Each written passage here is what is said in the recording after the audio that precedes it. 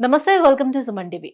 Wait పెరగడం అనేది చాలా ఈజీ ఏమో కానీ తగ్గాలి అని అంటే మాత్రం నానా కష్టాలు పడాల్సిందే. ఈ వెయిట్ లాస్ కోసం చాలా మంది చాలా రకాల చిట్కాలు పాటిస్తూ ఉంటారు. ఎక్సర్సైజ్‌లు చేస్తూ ఉంటారు. కొన్ని సార్లు తినటం కూడా మానేస్తూ ఉంటారు. అయినప్పటికీ కూడా బరువు తగ్గడం లేదు అని కంప్లెయింట్ చేస్తూ ఉంటారు. అసలు వెయిట్ గెయిన్ అవ్వటానికి రీజన్స్ ఏముంటాయి? హెల్తీగా వెయిట్ లాస్ ఎలా అవ్వాలి? సో, అలాగనే మనకి హోమియోపతిలో ఎలాంటి మెడిసిన్స్ దీనికేమన్నా అందుబాటులో ఉన్నాయా? ఈ విషయాలపై అవగాహన కల్పించేందుకు మనతో పాటు ఉన్నారు డాక్టర్ చేతన్ గారు. Hello sir. నమస్తే అండి. సార్, సో వెయిట్ గెయిన్ అవ్వాలి అనంటే ఈజీగా 2 రోజులు ఇంట్లో కూర్చొని తింటే సరిపోతుంది. మనకి ఆటోమేటిక్‌గా వెయిట్ గెయిన్ అయిపోతాం. బట్ లాస్ అవ్వాలి అనంటే అదే రకంగా కూర్చుంటే సరిపోదు. ఎన్ని వర్కౌట్స్ చేసినా కూడా అసలు ఫలితం ఉండదు. వెయిట్ గెయిన్ అవ్వటానికి మెయిన్ హెల్త్ ఇష్యూస్ ఏమైనా కారణం అవుతాయా? ఒక పేషెంట్‌కి వెయిట్ గెయిన్ అయింది. మన దగ్గర వెయిట్ లాస్ కోసం వచ్చారనమాట. 100 కిలోలు ఉండే వెయిట్ వచ్చినప్పుడు. అయితే ఆ పేషెంట్ ఎవ్వరైనా మీరు చూడండి, వెయిట్ లాస్ అవ్వాలని థాట్ వస్తది కదా మైండ్‌లో. ఫస్ట్ వాళ్ళు ఏం చేస్తారంటే మీల్ స్కిప్ చేయడం స్టార్ట్ చేస్తారు. మీల్ స్కిప్ చేయడం వల్ల వెయిట్ లాస్ అయితదనేసి. 90 కిలోలు ఉండే వెయిట్. మీల్ స్కిప్ చేయడం స్టార్ట్ చేశారు. అప్పుడు వెయిట్ 100 కిలోలకు పోయింది. ఓకే. ఎందుకు పోయింది? 4 నెలల్లో 90 kgs to 100 kgs after skipping meals. ఎందుకు పోయిందంటే మార్నింగ్ బ్రేక్ఫాస్ట్ చేస్తారు కదా, ఇప్పుడు లంచ్ స్కిప్ చేయాలి.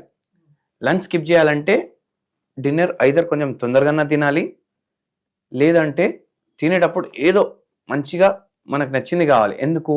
లంచ్ స్కిప్ చేస్తున్నాం కదా, ఎంత పెద్ద బలిదానం చేస్తున్నాం మనం అనేసి థాట్ వచ్చేస్తుంది, మైండ్కి వస్తుంది థాట్.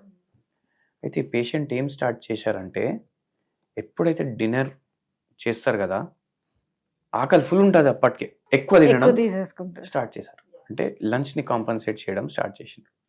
ఏమనంటే నేను ఐఎఫ్ చేస్తున్నా సార్. మరి ఇంటర్మీడియట్ ఫాస్టింగ్ అని చేస్తున్నారు కదా, మధ్యలో చాలా ఎక్కువ అవర్స్, 12 అవర్స్, 14 అవర్స్ అట్లా గ్యాప్ ఇచ్చేసి. అవును, అది అది వర్కౌట్ అవుతుంది అంటారా మరి అలాంటప్పుడు? వర్కౌట్ అవుతుంది. కానీ మనం ఏం మర్చిపోవద్దంటే, మనం లంచ్ ఎందుకు స్కిప్ చేసినాము? ఎందుకంటే మనం వెయిట్ తగ్గాలి. అది కాంపన్సేట్ చేయడానికి మళ్ళీ నైట్ ఫుల్ తినడం చేయొద్దు. హై క్యాలరీ ఫుడ్ తినొద్దు, క్వాలిటీ ఫుడ్ తినాలి. మనం ఫాస్ట్ ఎప్పుడైతే ఓపెన్ చేస్తాం కదా, అప్పుడు కూడా క్వాలిటీ ఫుడ్ తినాలి. అది ఇంటర్మీడియట్ ఫాస్టింగ్ చేసేటోళ్ళు చాలామంది ఉంటారు, కానీ ఆ ఫాస్టింగ్ని ఎట్లా ఫాలో చేయాలి వాళ్ళకి అర్థం కాదు. ఇప్పుడు ఈ పేషెంట్ ఏం చేస్తుండే తెలుసా మీకు?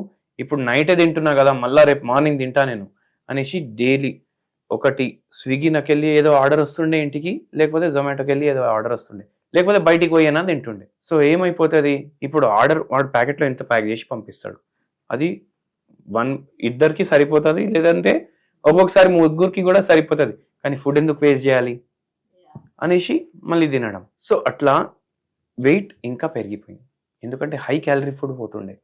సో మనం క్యాలరీ కౌంట్ కూడా, దానికి కూడా ఇంపార్టెన్స్ ఇవ్వాలి.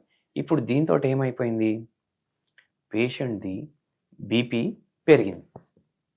బీపీ ఎక్కువ వస్తుంది. ఇప్పుడు మనం బ్లడ్ ప్రెషర్ మెజర్ చేస్తాం కదా, దాంట్లో బీపీ 160/100 వస్తుంది. పేషెంట్ ఏజ్ 28 ఇయర్సే, కానీ బీపీ పెరుగుతుంది. ఇప్పుడు బీపీ ఎందుకు పెరిగింది? ఈ పేషెంట్ హైట్ ప్రకారం పేషెంట్ వెయిట్ 55 కిలోలు ఉండాలి. పేషెంట్ వెయిట్ 100 కిలోలు ఉంది, అంటే డబల్ ఉంది. గుండె ఒకటే ఉంటుంది కదా, బిఎంఐ కరెక్ట్గా లేదు. గుండె ఒకటే ఉంటుంది. ఆ గుండె ఒక్క మనిషికి పని చేస్తుంది, కానీ ఇక్కడ ఇద్దరి కోసం పనిచేస్తుంది ఒకటే గుండె. ఆటోమేటికలీ బీపీ పెరుగుతుంది. దాంతోపాటు ఏమవుతుంది, అట్లనే హార్ట్ డిసీజెస్ స్టార్ట్ అవుతాయి. మనం ఎక్కువ తింటున్నాం, కొలెస్ట్రాల్ ఎక్కువ పోతుంది బాడీలో, ఫ్యాట్స్ ఎక్కువ అవుతున్నాయి, బ్యాడ్ ఫ్యాట్లు. దాంతో మన ఆర్టరీస్లో ప్రాబ్లమ్స్ అవుతాయి, కొలెస్ట్రాల్ జమ అవుతుంది, మళ్ళీ అది హార్ట్ని ఎఫెక్ట్ చేస్తుంది. మళ్ళీ ఇట్లనే అవుతుంది కదా, మెల్లగా ఏమైపోతుంది, మనం అన్నీ అడ్డం దొడ్డం అన్నీ ఆర్డర్ చేసి తింటున్నాం. దాంతో మన ఇంటెస్టైన్స్ డిస్టర్బ్ అవ్వడం స్టార్ట్ అవుతాయి. వెయిట్ పెరిగింది, మనం దానివల్ల ఇంకా మన డయట్ అట్లనే ఉంది, దాంతో ఇంటెస్టైన్స్ డిస్టర్బ్ అయ్యి మనకు స్లోలీ ఏమవుతుందంటే మనకు ఆక్సిడేటివ్ స్ట్రెస్ పెరుగుతుంది బాడీలో. ఇప్పుడు వెయిట్ ఎక్కువ ఉంది, ఇప్పుడు బండి ఉంది, ఇప్పుడు స్కూటర్ మీద ఒక్క మనిషి కూర్చుంటే అది ఉంటుంది, అట్లనే ఉంటుంది. ఇంకొకరు కూర్చున్నాడు అనుకోండి, కొంచెం కిందికి అవుతుంది సీట్. మళ్ళీ ట్రిపుల్ రైడింగ్ చేస్తే ఇంకా కిందికి అవుతుంది, వెనక సీట్ ఒక్కొక్కసారి బ్యాక్ టైర్కి టచ్ అవుతుంది. అట్లా కూడా చేస్తారు కదా. మనం అట్లనే చేసి ఏం చేస్తాం, మోకాల్ని పాడు చేసుకుంటాం. అంటే ఇప్పుడు ఇద్దరు బరువు ఒక్క బరువునే భరిస్తాయి మోకాలు, కానీ ఇప్పుడు ఇద్దరు బరువు భరిస్తున్నాయి కదా, ఏమవుతుంది పరిస్థితి? బండిలాగా అయిపోతుంది. మళ్ళీ దాని తర్వాత ఏమవుతుంది? మోకాలు ఎఫెక్ట్ అయిపోయినాయి, గుండె ఎఫెక్ట్ అయిపోయింది, ఇంటెస్టైన్స్ ఎఫెక్ట్ అయిపోయినాయి, మలబద్ధకం స్టార్ట్ అవుతుంది. ఎందుకంటే ఎట్లయితే ఫుడ్ అబ్జార్బ్ అవ్వాలి అట్లా అవ్వదు, అది డిస్టర్బ్ అయిపోతుంది. మళ్ళీ దీంతో మీరు చూడండి, ఒక పేషెంట్కి మనం ఏదన్నా పేషెంట్కి వాకింగ్ చేయమని చెప్తాం కదా, నార్మల్ వెయిట్ ఉన్న వాళ్ళకి వాకింగ్ చేయమంటే వాళ్ళు వాకింగ్ చేస్తారు. వీళ్ళకి వాకింగ్ చేయమంటే బాగా అనిపిస్తుంది.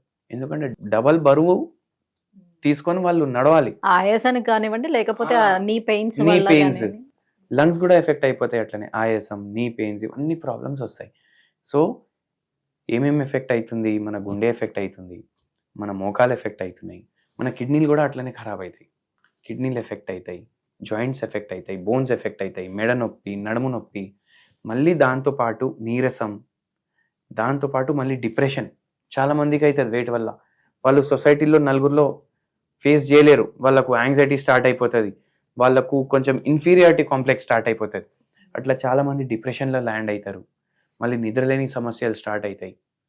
సో మన మైండ్ని ఎఫెక్ట్ చేస్తుంది, మన బాడీని ఎఫెక్ట్ చేస్తుంది, లేని రోగాలన్నీ తీసుకొని వస్తుంది.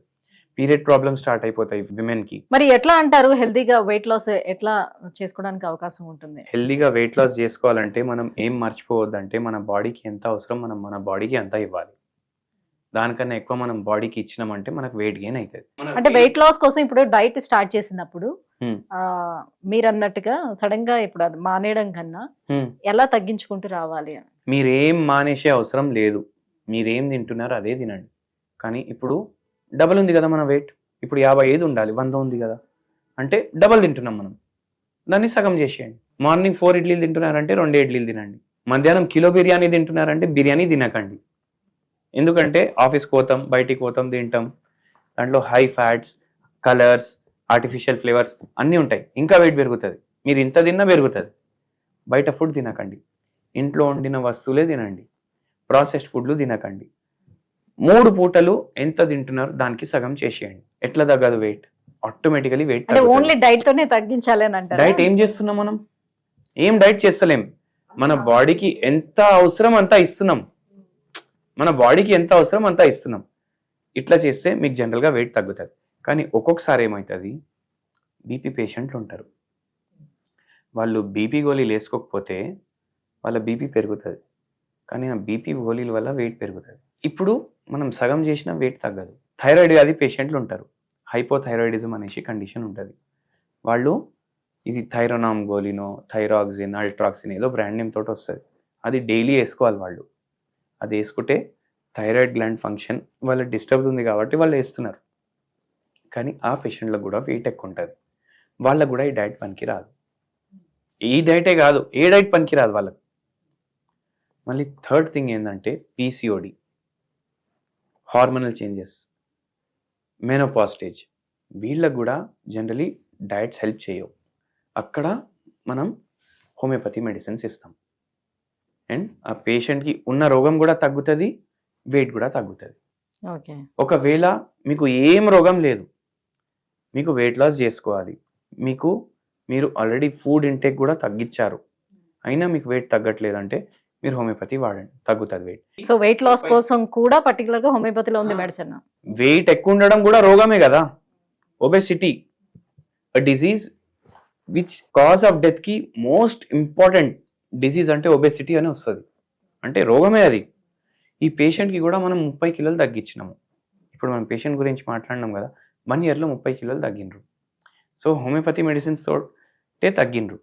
సో హోమియోపతి మెడిసిన్స్ చాలా మంచిగా పనిచేస్తాయి weight loss. But thank you so much sir. So weight gain అవడానికి రీజన్స్ అండ్ హెల్తీగా వెయిట్ లాస్ ఎలా అవ్వాలి, హోమియోపతిలో కూడా ఎటువంటి మెడిసిన్స్ అందుబాటులో ఉంటాయి, ఈ విషయాన్ని తెలియజేసినందుకు థ్యాంక్ యూ.